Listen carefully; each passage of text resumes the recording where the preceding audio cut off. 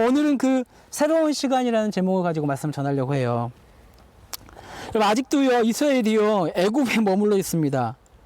여러분 참 대단하지요. 얼마나 바로가 이스라엘을 붙잡고 놓아주지 않고 싶었는지 잘 보여주는 대목입니다.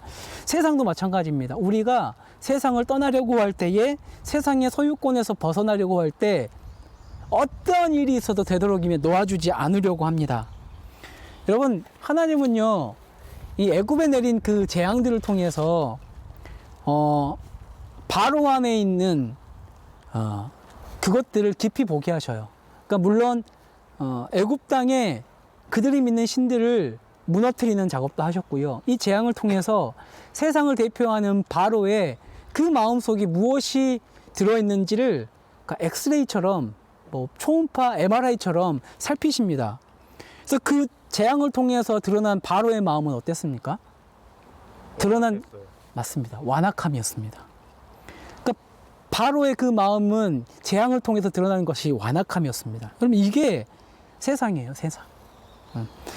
이스라엘을 보내주기로 했다가도 재앙이 사라지면 다시 마음이 완악해지는 그것이 바로입니다. 근데 바로는 그 완악한 마음으로 사실 10번째 재앙까지 오면 안 됐죠. 우리가 이제 알게 될 것은 이제 곧 그는 그의 소중한 자녀를 잃을 겁니다. 그렇죠? 여러분, 오늘 11장, 오늘 본문이 아니고 11장을 보면 이제 모세가 바로에게 마지막 재앙을 통보하거든요. 근데 이제 바로 당신 진짜 제대로 준비해야 합니다. 이 재앙 당신은 돌이킬 수 없을 겁니다.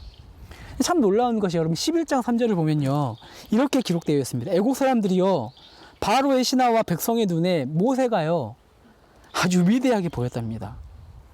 여러분, 이게 처음 모세가 바로 앞에 가려고 했을 때의 그 모습과 그럼 이게 이 연결이 됩니까? 처음 모세가 바로를 진짜 무서워했거든요. 그런데 지금 바로의 신하들과 애굽 사람들이 모세를 두려워해요. 모세는 한 번도 이걸 상상해 본 적이 없거든요. 그런데 모세가 이 결과를 내다보고 여기까지 온 게 아니라 그냥 너무 두렵지만 하나님이 가라고 하니까 한 걸음 한 걸음 내딛는 것 뿐이에요. 그랬더니 하나님이요 이 애굽 땅에서 모세를 아주 위대하게 보이게 하셔요. 여러분, 이게 우리 예수 믿는 청년들이 살아가는 삶 아니겠습니까? 너무 두려워요. 하나님이 한 걸음 한 걸음 가라고 할 때 두려움에도 한 걸음 한 걸음 내디딜 때에 결국에 세상은 우리를 위대하게 보는 겁니다. 그분이 우리를 이렇게 이끌어 가줘요. 여러분, 이제 이스라엘이 바로에게 재앙을 준비하라고 통보하고 이제 하나님이 이스라엘을 향하여서 준비할 것들을 이야기합니다. 이제 진짜로 이스라엘이 이 재앙만 지나면 애굽을 나가야 됩니다. 근데 여러분 참 재밌는 게 12장에서 이스라엘 백성들에게 나갈 때 야 뭐뭐뭐 챙기고 뭐뭐뭐뭐 챙겨라 라고 이야기하시는 게 아니라요 하나님이 먼저 시간을 정리하셔요.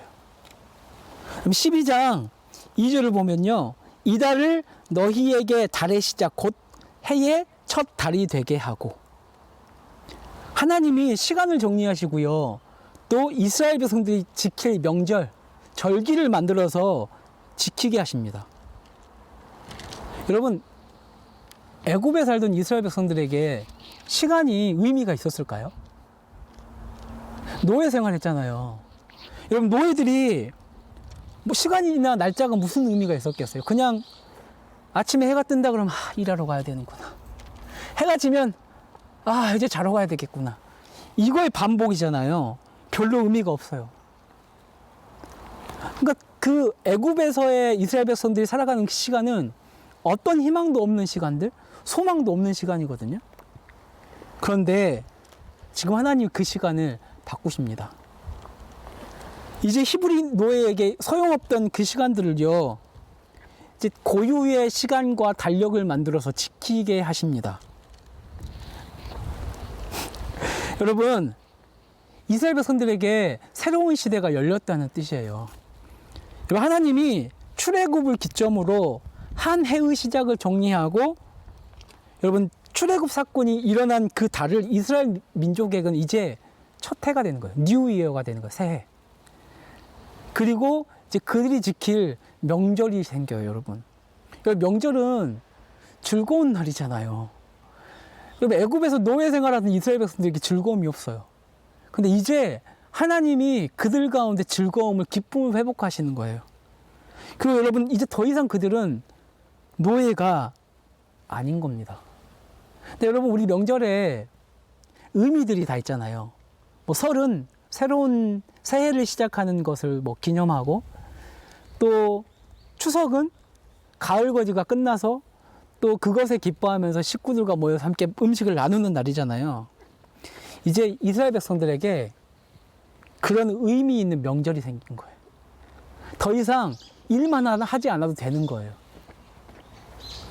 그럼 이제 하나님께서 지정해 주시는 그 절기가 두 개가 나오죠. 유월절과 무교절이 나와요.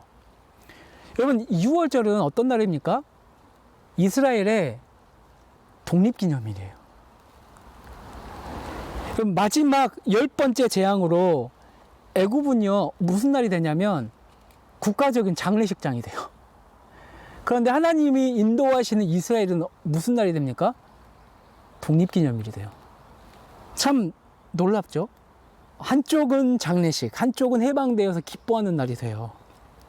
여러분, 그런데 하나님께서 지금 준비하라고 하는 이 시점이, 야, 너 6월절 지켜, 야, 이날 독립기념일로 지켜라 라고 하는 이 날이요, 이 시점이요, 아직 이스라엘이 해방된 시점이 아닙니다.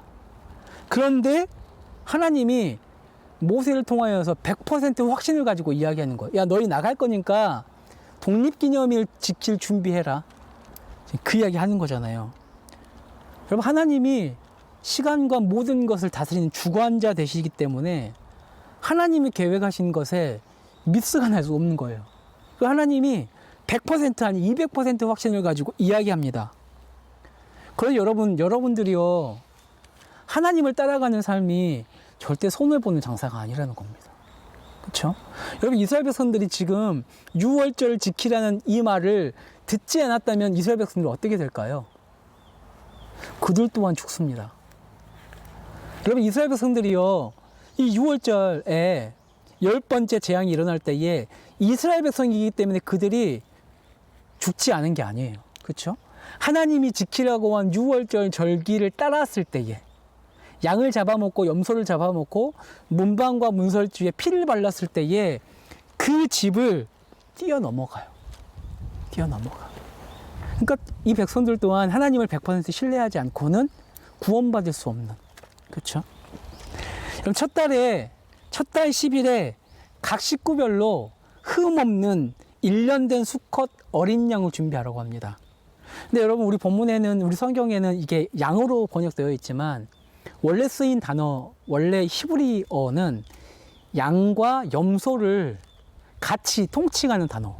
그래서 양만 잡는 게 아니라 양과 염소, 그렇죠? 1년 된 어린 수컷의 양과 염소를 잡아먹을 수 있는 겁니다. 식구별로 먹는데요, 너무 우리 숫자가 적잖아요. 그럼 적은 숫자 식구를 같이 불러서 한 가족, 두 가족이 함께 먹을 수 있는 거예요. 근데 여러분, 이 6월절 당일에 이 양이나 염소를 잡아다가 그날 잡아서 이렇게 하는 게 아니라 첫 달 10일에 양과 염소를 사서요, 14일까지, 그러니까 4일 동안 해질 때까지 양과 염소를 준비해 놓았다가 그 양과 염소를 잡는 겁니다. 근데 여러분, 그 이스라엘 회중이 이 양이나 염소를 4일 동안 그냥 먹이만 주고 그냥 놔두는 게 아니에요. 하나님께 바칠 것이기 때문에 정성껏 잘 보살펴야 해요. 그렇죠? 왜? 하나님은 특별한 분이시기 때문에. 특별한 하나님에게 특별한 날에 특별하게 바쳐야 할 예물이기 때문에 여러분, 처음부터 끝까지 이 염소와 양을 특별한 마음으로 잘 보살펴야 하는 거예요. 그러니까 6월절이 그냥 우리가 생각하기에 양고기 먹고 문설주에 피 발랐다, 이게 아닙니다. 이스라엘 백성들이 굉장히 정성스럽게 준비한 거예요. 자, 그 피를 문의 좌우 문설주와 문방에 발라놓고 밤에 고기를 불을 펴가지고 먹지요. 뭐죠? 누룩을 넣지 않는 무결병과 쓴나물을 함께 먹어야 해요. 근데 여러분, 왜 하나님이 쓴 나물을 함께 먹게 하셨을까? 여러분, 왜 6월절에 왜 쓴 나물을 같이 먹게 하셨을까요? 쌈 싸 먹으라고. 그럴 수 있어요. 생각하지 못했는데? 아, 느끼해서 쌈 싸 먹으라고. 그럴 수 있겠네요. 저 한 번도 생각 못했는데. 그럴 수 있겠네요. 또 한 가지는 그거 아니겠어요? 지금 하나님께서 이스라엘 백성들에게 새로운 시간을 허락하셨고, 새로운 출발을 하는 시간이에요. 근데 이스라엘 백성들이 이 쓴 나물을 먹으면서 애굽의 지난 날을 기억하게 하는 거예요. 쓴 지난 날의 기억. 하나님의 땅에 거하지 않고 애굽 땅에 거했을 때에, 세상에 거했을 때에 그 쓴 기억들을 기억하라고. 다시 이전의 시간으로 돌아가지 말라고. 이 쓴 나물을 함께 먹게 하시는 겁니다. 그러면서 신의 신을 신고요. 발의 신을 신고요. 지팡이를 잡고 급히 먹어야 됩니다. 왜? 이 6월절 행사가 끝나면 나가야 되거든요. 얼른 이제 애굽을 나가야 되거든요. 그러니까 세상은 빨리 준비해서 빨리 떠나면 좋은 겁니다. 그러니까 급하게 먹고 떠나는 겁니다. 이게 하나님께서 이스라엘 백성에게 주신 여호와의 6월절이고, 이 규례를 영원히 전수해야 하는 겁니다. 그러니까 이 시대를 살았던 사람들만 하나님의 놀라운 일을 행하신 것들을 기억하는 게 아니라 나의 후손에게, 그러니까 여러분들의 자녀들에게도 알려야 하는 겁니다. 이제 6월절 어린 양의 피로 이스라엘 백성들이 살지요. 아까 이야기했던 것처럼 그들이 죄가 없어서가 아니에요. 그 어린 양의 표시가 죽음을 넘어가게 해요. 여러분, 예수 그리스도의 그 피가 그 문설주에 발라진 그 피와 같잖아요. 우리가 죄가 없어서가 아니라 우리에게 발라진 예수 그리스도의 피가 죽음을 넘어가게 합니다. 여러분, 그게 하나님의 은혜입니다. 혹시 제가 그런 이야기 한번 했었나요? 몽골 이야기 한번 더 할 텐데, 여러분, 몽골 단기 선교에 오잖아요. 와우. 몽골 단기 선교 팀이 오면 몽골 선교사님들이 빼놓지 않고 가는 코스 중에 하나가 있어요. 그게 뭐냐면 몽골 전통 음식을 먹는 거거든요. 허루헉이라는 음식을 먹어요. 혹시 의현 형제 몽골 갔을 때 먹은 기억 있나요? 네. 허루헉이 뭐냐면 양이나 염소 한 마리를 아주 통째로 잡아가지고 요리하는 거거든요. 되게 쉬워요. 양 한 마리를 잡아서 각을 떠가지고 통 안에 집어넣어요. 근데 통에 그냥 그것만 넣는 게 아니라 돌 있죠. 돌을 달궈가지고 밑바닥에 깔고 거기에 각을 뜬 양 고기를 다 집어넣고, 뭐 감자, 그다음에 당근 좀 넣고 소금으로 좀 간을 하고요. 밀봉해요. 그럼 돌의 열기가 돌면서 그 안에서 익는 거예요. 그러면 고기에서 육즙이 다 빠져서 밑으로 내려가고요. 참 재밌는 게 돌하고 맞닿아 있는 고기는 살짝 후라이팬에 가는 거 이렇게 바삭바삭한 음식도 먹을 수 있고, 위에는 기니까 쫙 빠진. 근데 몽골 사람들은 그 육즙을 좋아해요. 우리는 좀 그런데 그걸 진짜 맛있게 먹거든요. 근데 선교사님들이 단기 선교팀 오면 그 양 잡는 것을 보여줘요. 허락하기 전에. 양을 어떻게 죽이냐면, 그 우리처럼 목에 칼 확 찢거나 막 목매닫고 죽인 게 아니라요. 그 양 가슴에 5cm 정도 아래에다가 구멍을 내요. 그래서 손을 확 집어넣어가지고 그 심장을 꽉 쥐어요. 그럼 피가 안 통하잖아요. 그러니까 이게 잔인하게 죽이지 않기 위한 그들만의 방법이에요. 그러니까 이렇게 해서 심장 훅 움켜쥐면 피가 안 통하니까 고통 없이 죽는다. 네. 그래서 이제 그 양을 잡을 때 선교사님 설명하죠. 여러분, 예수님이 여러분들을 위해서 이렇게 죽으셨어요. 근데 진짜 신기하게요. 양이요, 자기 배를 갈라도 발버둥을 안 쳐요. 진짜로. 그러니까 그걸 보여주면서 예수님이 당신을 위해서요, 죽는 것을 거부하지 않으셨습니다. 뭐 이런 이야기를 합니다. 그러면 단기 선교 온 사람들 얼마나 은혜가 충만해요. 눈물을 뚝뚝 흘려요. 그리고 나서 고기가 완성되면 자, 다 같이 먹읍시다. 너무 맛있게 먹어요. 아까 방금 흘렸던 눈물은 기억도 안 나요. 너무 맛있게 먹어요. 근데 여러분, 참 그 몽골 사람들이 양 잡는 거 보면 진짜 놀랍습니다. 피 한 방울도 안 흘리고요.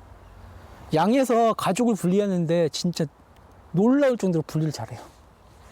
언제 한번 우리 단기 선교 몽골로 갔으면 좋겠어요. 6월절에 이어지는 7일 이제 무교절로 집힙니다. 이제 누룩이 들어있지 않은 빵, 그 빵을 7일 동안 먹는 겁니다. 유교절과 무교절은 여러분 사실 신약시대에 보면 거의 혼용돼서 사용해요. 6월절 다음에 바로 무교절이 이어지기 때문에 6월절 신약절기 하면 무교절까지 이어지는 절기 정도까지로 생각하면 됩니다. 근데 여러분 6월절은 이거잖아요. 독립기념일. 너희가 구원받았어. 그것을 기념하는 사건이라면 무교절은 뭘까요? 무교절은 누룩을 넣지 않는 빵을 먹는 그 시기예요. 무슨 날일까요? 무교절은 구원받은 이후의 성도의 삶, 구원받은 이후의 성도의 거룩한 삶을 이야기해요. 여러분 무교병 누룩을 넣지 않는 빵은 여러분 긴 여행을 갈 때에 이렇게 만들어서 먹던 빵이에요. 왜 누룩이 들어가면 빨리 상하니까 누룩을 빼고 맛이 없지만 그 무교병을 만들어서 이렇게 가는 거예요. 근데 그 이유도 있지만 여러분 신약에 보면 누룩이 어떤 상징으로 나오던가요? 누룩? 바리새인의 누룩을 조심하라고 이야기하잖아요. 외식? 어? 외식? 외식. 그러니까 외식을 한 글자로 하면 어? 밥? 그 외식 아니? 죄죠, 죄. 그쵸? 누룩이요, 죄를 상징해요. 그러니까 너희 그 죄의 누룩을 제거하고 구원받은 자로서의 거룩한 삶을 살아라. 그걸 묵상하는 시간이 무교절입니다. 무교절. 그러니까 여러분 6월절과 무교절이 우리에게 주는 그 인사이트가 굉장히 커요. 그냥 구원받았다로 만족하는 삶이 아니라 구원받은 성도로서의 거룩한 자의 삶을 연결하는 것. 그게 여러분 우리 신앙의 한 뭉탱입니다. 7일 동안 누룩이 그 집에서 발견되지 않아야 되고요. 다른 나라 사람이든 본국 사람이든 여러분 만약에 누룩이 발견되면 뭐라고 이야기합니까? 이스라엘 회중에서 끊어질 거라고 이야기해요.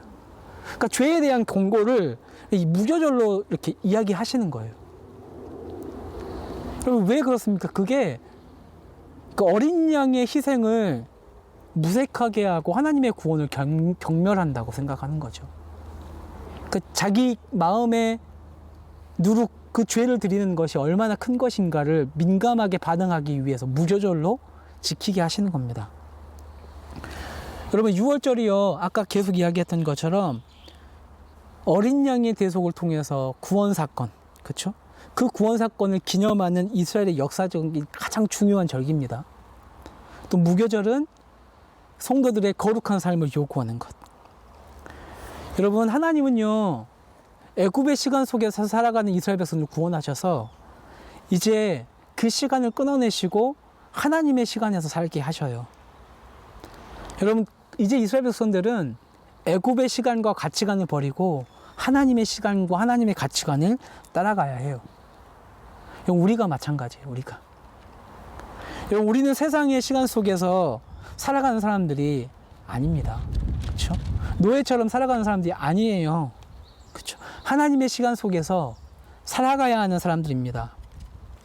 여러분 구원받은 자로서 이제 우리는 뒤를 돌아보지 않고 거룩한 삶을 이어가야 하는 사람들입니다. 여러분들은 어떻습니까? 그분의 사랑과 능력을 믿으면서 기억하면서 거룩을 향해서 달려가고 있습니까? 여러분 이번 한 주 잘 묵상했으면 좋겠어. 6월절과 무교절이 나의 삶에 어떻게 적용되어야 하는지, 나에게 누룩이 담겨있는 빵은 무엇인지 잘 기억하면서 하나님의 시간에 사는 사람들이 되기를 소망합니다. 기도하겠습니다.